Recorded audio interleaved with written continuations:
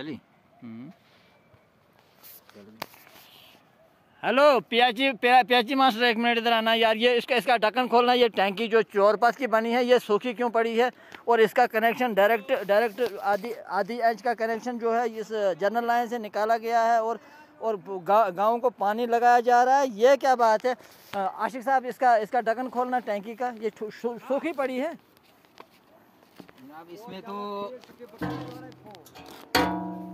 ये जालियां लगी हैं, इसमें तो लिफाफा एक है, इसमें पेन एक पड़ा हुआ, पेन एक पड़ा है और लिफाफा है, और उसको क्या बोलते हैं? चिराठू बोलते हैं।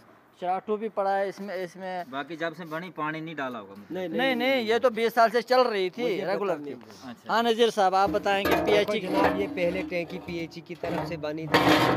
ये यहाँ 10-12 घर थे, इनको हम सप्लाई इसी टैंकी से जाती थी। ये 24 घंटे चालू था। बाद में ये टैंकी लीक हो गई तो ये मकान वाला, ये गुलाम नबी साहब, ये एतराज़ करने लगे कि इसमें पानी मत डालो, डायरेक्ट रख दो। तो ये डायरेक्ट जनरल लाइन जो हमशेला दग स्कीम आ रही है, दगस हमशेला दगस, तो उसी स्कीम का है ये।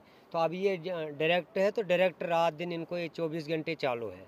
तो इस टैंकी में डालते थे, लेकिन अभी ये लीकेज है, लिहाजा कि इसको अगर लोग भी थोड़ा हलजुला करेंगे, थोड़े किसी ऑफिसर से बात करेंगे, हमारे AWS साहब से बात करेंगे, जे साहब से डीसी साहब से बात करेंगे, ऊपर ये यहाँ अथॉरिटी से बात करेंगे। थोड़ी रिपेयरिंग